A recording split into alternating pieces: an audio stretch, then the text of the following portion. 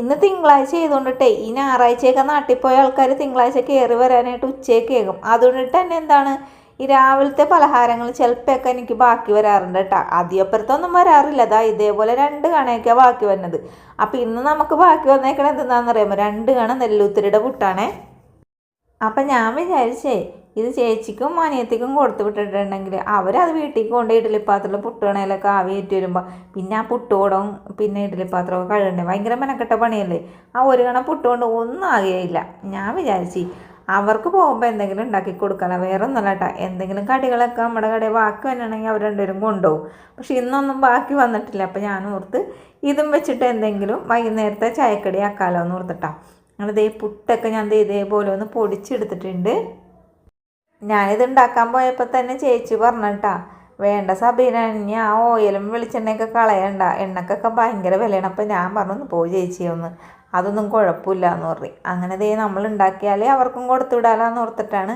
അപ്പോൾ ആ പുട്ട് അവിടെ മാറ്റി വെച്ചിട്ടുണ്ട്. ഇനി ഞാൻ പഴംപൊരിക്ക് വേണ്ടിയിട്ട് പഴം വാങ്ങിച്ചിട്ടുണ്ടായിരുന്നേ. അപ്പോൾ അതിൽ നിന്നൊരു 3 ഏത്തപ്പഴം എടുത്തിട്ടുണ്ട്. ഇപ്പോൾ ഏത്തപ്പഴം ഇല്ലെങ്കിൽ ചെറുപഴമോ മറ്റേ റോബസ്റ്റ് എന്ത് വേണമെങ്കിലും എടുക്കാം കേട്ടോ. നമ്മളെ കടയിൽ ഏത്തപ്പഴം ഉള്ളത് കാരണം ഞാനിപ്പോൾ അത് എടുത്തതേ ഉള്ളൂ. കൈ വെച്ചൊക്കെ കുഴച്ചാൽ മതി കേട്ടോ. പക്ഷേ ഈ സാധനം അവിടെ കുറേ നാളെ മേടിച്ചിട്ട് വെറുതെ ഇരിക്കണേണ്. ഇത് തന്നെ പ്രയാഗം ഉണ്ടാകും. ഇവളെന്താണ് ഈ സാധനം മേടിച്ചിട്ട് ഒന്നിനും ഉപയോഗിക്കാൻ എടുക്കാത്തതെന്ന്. അതുകൊണ്ടിട്ടാണ് ഞാനതെടുത്തത് ഇതേപോലെ ഉടച്ചെടുത്തിട്ടാണ്.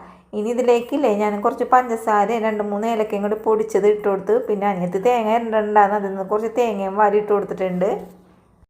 മധുരമൊക്കെ വേണമെങ്കിൽ മാത്രം ഇടാം കേട്ടോ. പിന്നെ തേങ്ങയുടെ അളവും അതൊക്കെ ഓരോരുത്തരുടെ ഇഷ്ടത്തിന് ഇടാം. നമുക്ക് ഇതിന് പ്രത്യേകിച്ച് അളവൊന്നുമില്ല. ഇനി നമ്മൾ ആ പൊടിച്ച് വെച്ചേക്കണ പുട്ട് ഇട്ട് കൊടുത്തിട്ടുണ്ട്. എനിക്ക് നന്നായിട്ട് ഇതൊന്ന് കുഴച്ചെടുക്കുക.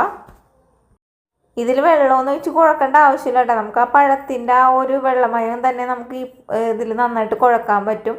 അപ്പോൾ ഞാൻ ഇതേപോലെ കുഴച്ചെടുത്തിട്ടുണ്ട്. പക്ഷെ നമ്മളിത് ഉരുളകളാക്കി എടുത്തിട്ടുണ്ടെങ്കിൽ നോക്കിയേ ഇതേപോലെ എണ്ണയിലേക്ക് ഇടുമ്പോൾ വിട്ടുപോകും. അപ്പോൾ അതില്ലാതിരിക്കാൻ വേണ്ടി നമുക്ക് വേണമെങ്കിൽ ഇതിലേക്ക് മൈദപ്പൊടിയോ ഗോതമ്പൊടിയോ കോൺഫ്ലവറോ എന്ത് വേണമെങ്കിലും ചേർക്കാം. ഞാനിപ്പോൾ കുറച്ച് മൈദപ്പൊടിയാണ് ഇട്ട് കൊടുത്തേക്കണത് കേട്ടോ. മൈദപ്പൊടിയുടെ അളവെന്ന് വെച്ചാൽ നമ്മളിത് ഇങ്ങനെ കുഴച്ചെടുക്കുമ്പോൾ നമുക്ക് എന്തോരം പിടുത്തം കിട്ടണം അതിനനുസരിച്ച് മൈദപ്പൊടി ചേർത്ത് കൊടുക്കാം. അതിനും പ്രത്യേകിച്ച് അളവൊന്നുമില്ല. ഇനി ഞാൻ ഉന്നക്കായുടെ ഷേപ്പിലാണ് ഇത് ഞാൻ ഷേപ്പാക്കി എടുക്കണത്.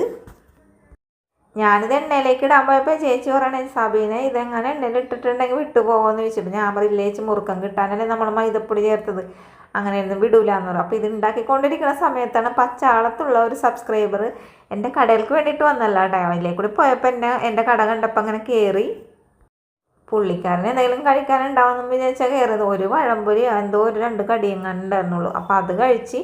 അപ്പോൾ അതിന് ശേഷമാണ് ഞാൻ എന്ത് ചെയ്യുന്നത്, ഇത് പൊരിച്ചിട്ട് 2 കൊണ്ടേ കൊടുത്തായിരുന്നു കേട്ടോ. കാരണം എന്ന് വെച്ചാൽ നമ്മൾ കട കൂട്ടാൻ പോണ സമയം ആ ടൈമിലാണ് പുള്ളി വന്നത്. അപ്പോൾ 2 ചായ ഇട്ട് കൊടുത്ത് വേറൊരാളുണ്ടായിരുന്നു. അങ്ങനെ ഇതിന് 2 കൊടുത്ത്. അപ്പോൾ പുള്ളിനോട് ഞാൻ അഭിപ്രായം ചോദിച്ചപ്പോൾ നല്ലതാണെന്ന് പറഞ്ഞു. എനിക്കറിയില്ല, ഞാൻ കഴിച്ചു നോക്കിയപ്പോൾ എൻ്റെ അഭിപ്രായം എന്ന് വെച്ചാൽ പുറമേ ക്രിസ്പിയും ഉള്ളിൽ നല്ല സോഫ്റ്റ് ആയിട്ടുള്ള ഒരു പലഹാരമായിരുന്നു. കാരണം എന്ന് വെച്ചാൽ പുട്ടുപൊടിയാണല്ലോ, അപ്പോൾ അതുകൊണ്ട് പുറമേ ക്രിസ്പി ഉണ്ടാവുമല്ലോ.